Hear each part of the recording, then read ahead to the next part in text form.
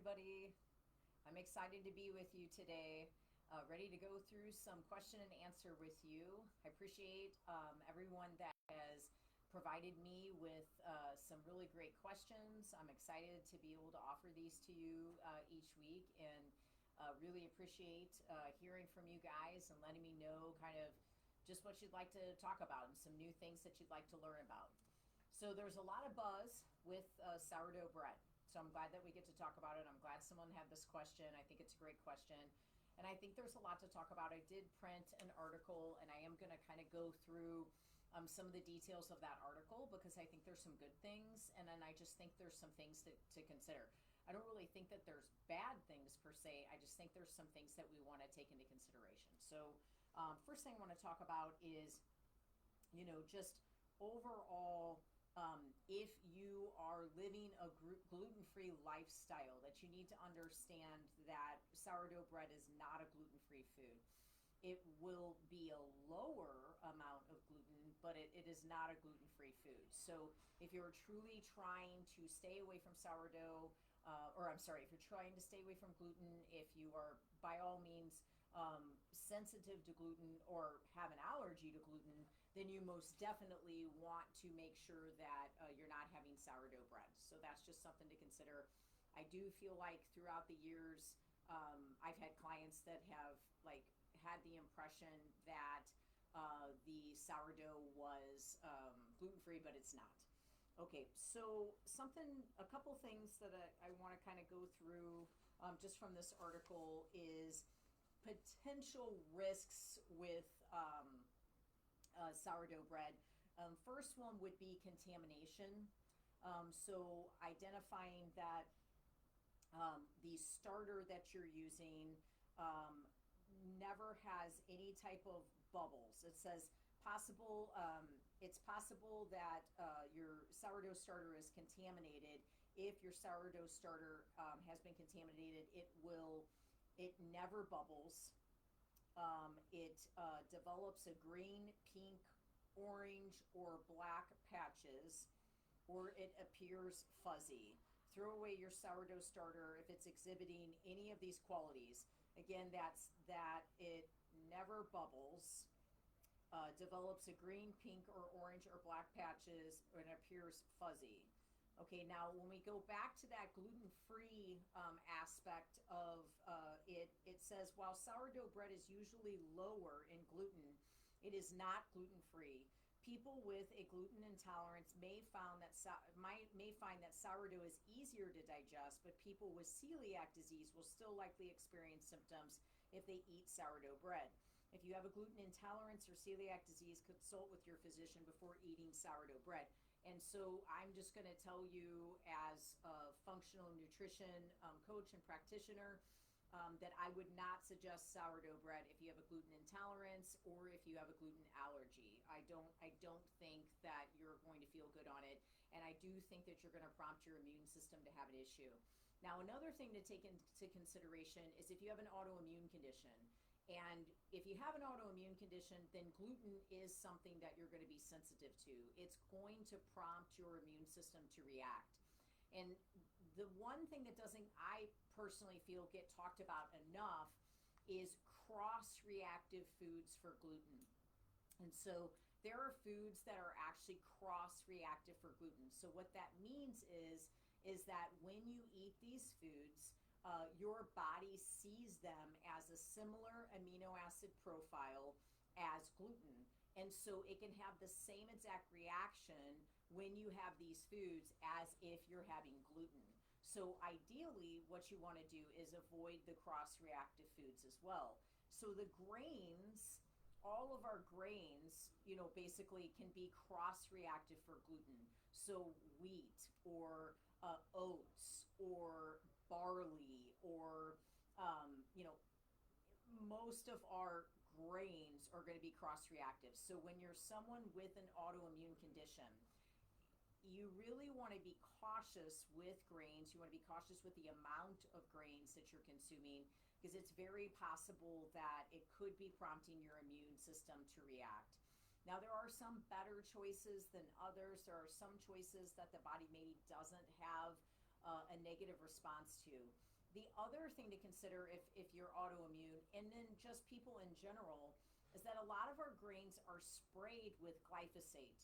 So oatmeal, in fact, is really a highly tested food that tests positive for glyphosate on a regular basis. A lot of research out there being done on that. So if you eat oatmeal on a regular basis, you really want to make sure that that oatmeal is organic so that you're not getting those pesticides and not running the risk of getting glyphosate. Now, if you have an autoimmune condition, then you by all means want to make sure that you're doing that, because those pesticides are causing and triggering that immune system to continue to have a negative response. So definitely want to pay attention to, if you have an autoimmune condition, a lot of these grains, even sourdough bread, probably wouldn't be suitable for you. I think it definitely would prompt the immune system to have a response.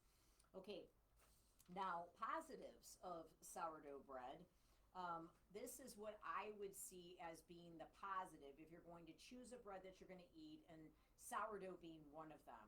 Sourdough bread may be easier to digest than white bread for some people.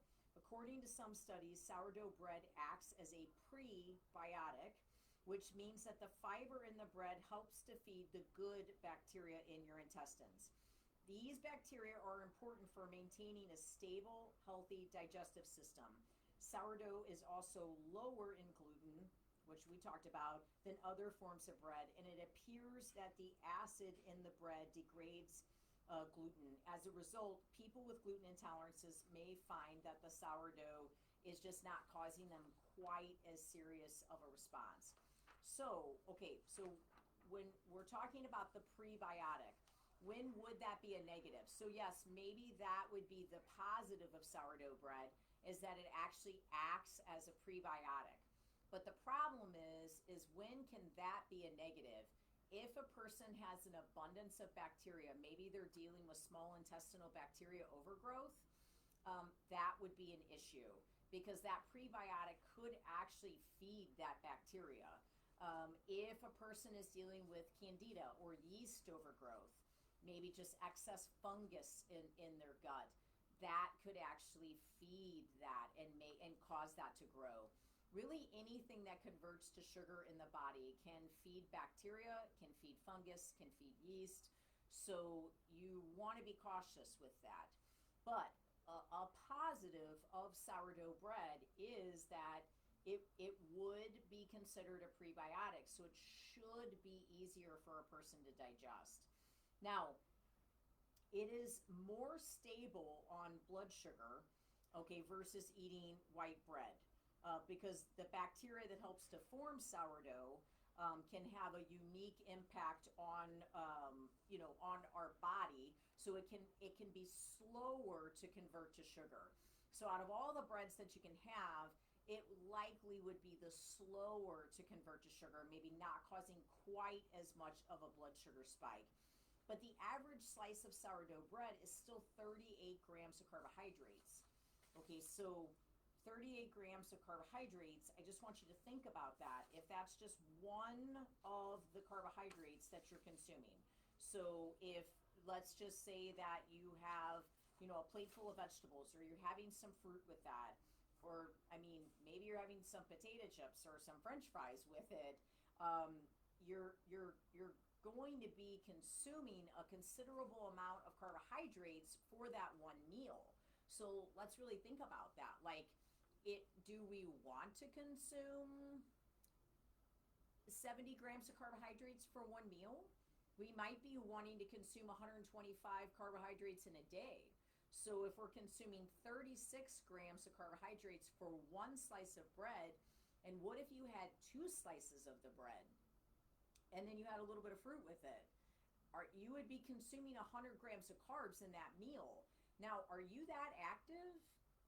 Should you be consuming that amount of carbohydrates in one meal? Are you aware of that? Are you familiar with, what it takes to really utilize that amount of carbohydrates? I do have clients. I just had a client that just walked in that I do nutrition with, and it was his second workout of the day.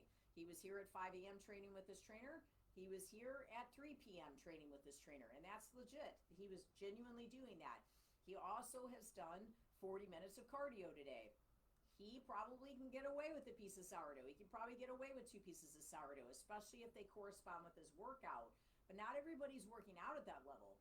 In fact, a lot of people are not working out at all, and they're eating sourdough bread every single day. When you eat sourdough bread, you are building what is called glycogen. And that glycogen is the energy source that the muscle tissue uses, okay? So what I want to ask you is, are you utilizing the glycogen? So if you're building glycogen, are you utilizing the glycogen? Because if you're not utilizing the glycogen, you don't lose the glycogen. It stores. And what happens is it stores this fat in the liver, and it raises your cholesterol, but it also will cause fatty liver disease. In the past 2 years, I have worked with 3 kids under the age of 13 with fatty liver disease. And the reason that they have fatty liver disease is because of what they're eating, but it's also because of the fact that they're not exercising. So they're building glycogen with every single meal that they eat, and they're doing nothing to utilize that glycogen. They come home at night and play video games for the rest of the night. Zero exercise. Half of our kids now don't even have gym class every day. My daughter doesn't even have gym class until next semester. She's going to go half of a year without gym class. Now, she has gym because she has a gym. She owns a gym. And we have our daughter work out 3 times a week, 1 time a week with a trainer. She's 12 years old. We've had our daughter working out in the gym basically her whole life. But she's worked out with the trainer since she was 9 years old. So my daughter, if she wasn't part of our family, would not exercise, okay? Because she would go in and play on an iPad at another house. She does not do that at our house. The reality is that kids are eating all of these carbohydrates, 2 pieces of bread, and some potato chips with that, or some french fries with that. They're having 100 grams of carbohydrates for 1 meal, building a large amount of glycogen, and then doing absolutely nothing to burn off that glycogen.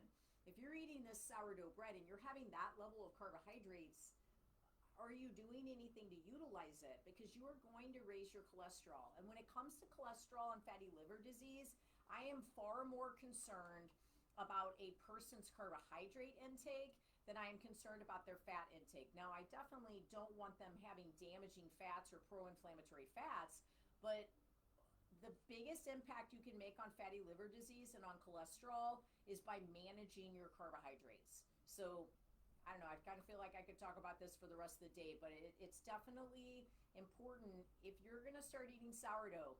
I've watched this fad. It's just been interesting. The past 2 years, everybody's making this bread, okay? And everybody thinks it's okay for them to eat this bread. And I'm watching people gain weight. Like, I'm really watching people gain weight. People that were managing their weight just fine, they're not managing their weight anymore. They're looking like they've gained 10 pounds because they've gained 10 pounds. They're looking swollen, they're looking bloated, and it's because they're eating too much bread.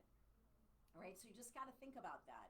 You know, if you were living off of vegetables and fruits and meats and fish and seeds and nuts before, and you start throwing bread in 2 and 3 times a day, or you start throwing bread in every single day when you're not having bread at all, you got to expect that metabolically that's going to change things, especially if you're not exercising to utilize that bread. So do I think sourdough is healthy? Out of all the breads that you could have, especially if you have your own starter, especially if you're using quality ingredients, it is the healthiest choice, I believe, yes. However, it is not gluten-free, and I do not feel like gluten is a benefit to anyone. I feel everyone has a sensitivity to it. They just don't know it.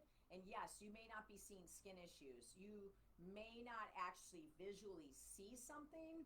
It doesn't mean that there isn't something going on internally. It doesn't mean you're not brewing something. It doesn't mean you can't link that to the fact that you're having immune issues, that you're chronically having some type of virus or some type of flu every 2 months.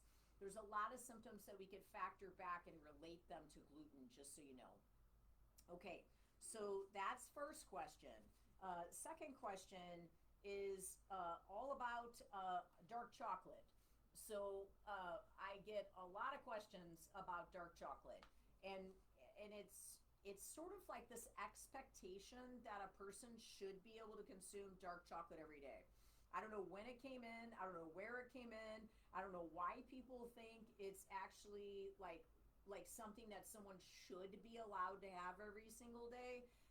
But the reality is that if you're trying to lose weight, I do not, under any circumstances, think that you should be eating dark chocolate every single day. And I just want to read you the ingredients on some of these dark chocolates. So this is a Hershey's special dark chocolate, and the grams of carbohydrates. Just want to make sure you're aware that on a Hershey's bar, they're divided. Okay, it goes like this, then it goes like this, and then you break off these two, these little bitty pieces, and they are like little bitty rectangles. Okay, two of those rectangles is a serving, not the bar. Two of those is a serving, and that would be 16 grams of carbohydrates, and it would be 14 grams of sugar.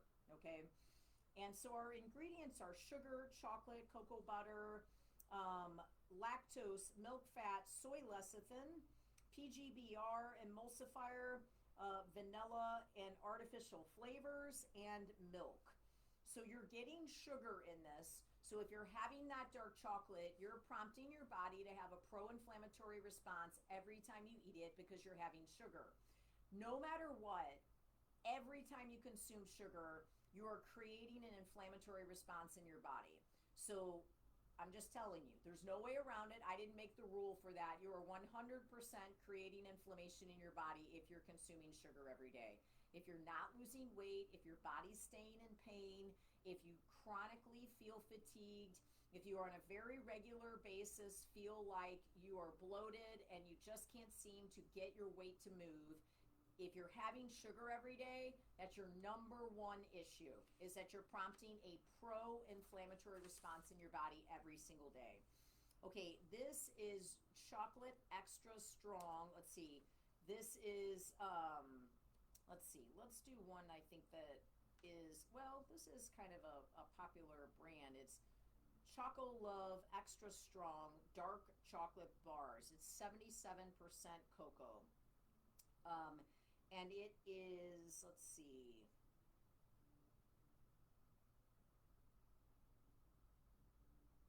carbs are 17 grams. Sugars are 15 grams. Okay, so even though it's 77% cocoa, it's still 15 grams of sugar. Again, you have to remember that's for the very small pieces. So if you ate half the bar, you've tripled that, okay? So cocoa liqueur, sugar, cocoa butter, soy lecithin, soy, milk, it's a dairy impact on the body as well. Dairy is the highest histamine producing food you can have. If you're dealing with allergies, skin issues, gut issues, joint issues, muscle pain, that's a sign and signal that you have high histamine levels. If you're going to have dairy and you're going to have sugar every day, as well as soy being a high histamine producing food as well, you are going to raise your histamine levels. And then the final one is Dove. This is the dark chocolate, the Dove dark chocolate. This is 25 grams of carbohydrates, and it's 19 grams of sugar, okay? And your ingredients are semi-sweet chocolate, sugar, chocolate processed with alkali, cocoa butter, milk fat, soy lecithin, natural flavors.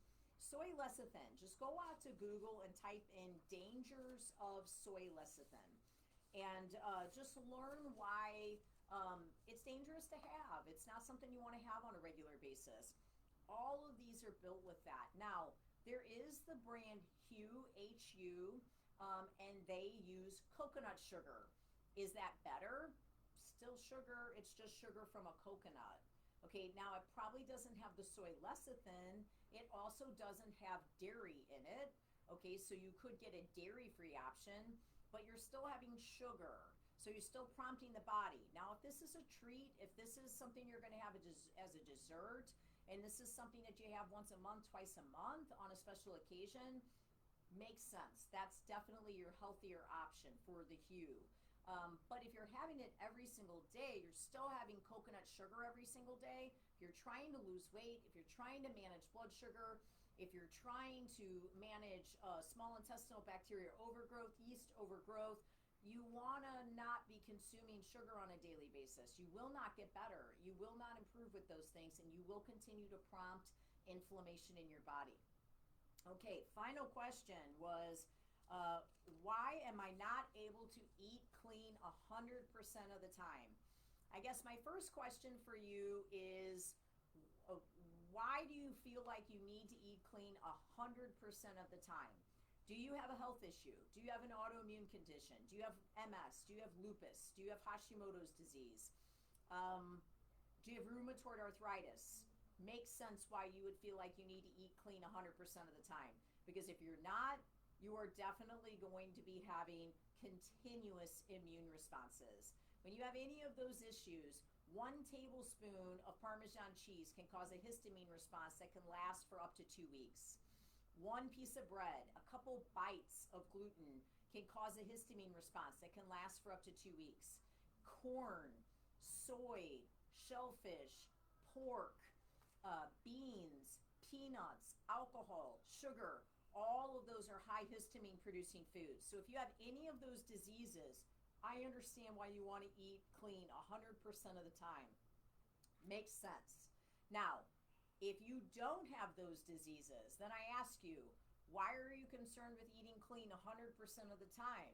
You just want to be the best version of yourself?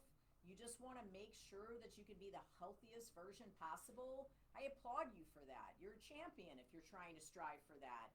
But the reality is that you may not be able to be clean 100% of the time. There may be times where you make a choice on vacation with your kids to have ice cream, on your birthday to have cake.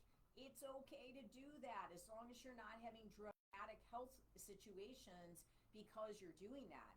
If your weight goes up 2 and 3 pounds after a meal and 2 to 3 days later that weight is right back down, your body is responding appropriately. If you go a week and that weight is not back down, or it takes you that full week to get that weight back down, you had a serious inflammatory response and your immune system is responding to that food that you're having. I would seriously consider not continuing to have that food because there's more going on inside you than what you're aware of. But the reality is if you're having health issues and food is prompting those health issues, you have got to make a decision if you want to be healthy or not. There is no short-term pleasure that comes from a food that is worth you furthering a disease in your body because you're shortening your life by furthering that disease in your body. It's not worth it. This is mind over matter.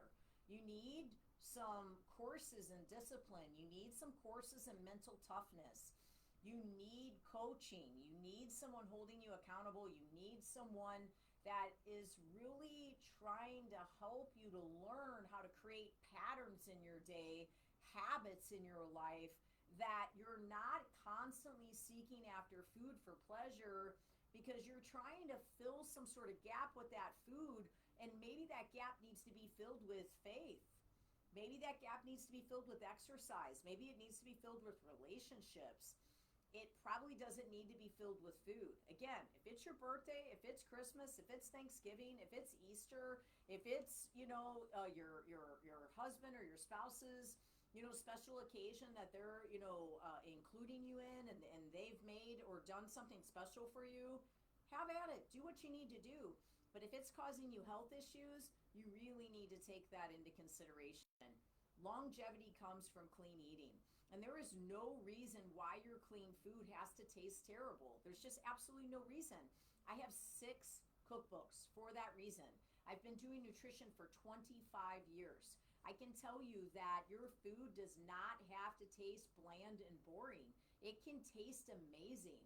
I own a bakery, okay, that is healthy so that people, when they want to have something, they can have something and it won't make them sick. It won't spike their blood sugar. Sophie's Bakery is my bakery. And we create everything with almond flour, with coconut oil, with protein powder. Our cookies have 10 grams of protein in them. We have several clients that have used continuous glucose monitors and they've had our bakery treats and they don't blow up their blood sugar. You could make treats with almond flour, with coconut oil as your butter, with protein powder as your sugar. You know, you don't have to add a lot of excess sugar. Use protein powder to sweeten it up, and that'll even grow that product even further. Make your own salad dressings so they don't have sugar in them and bad oils.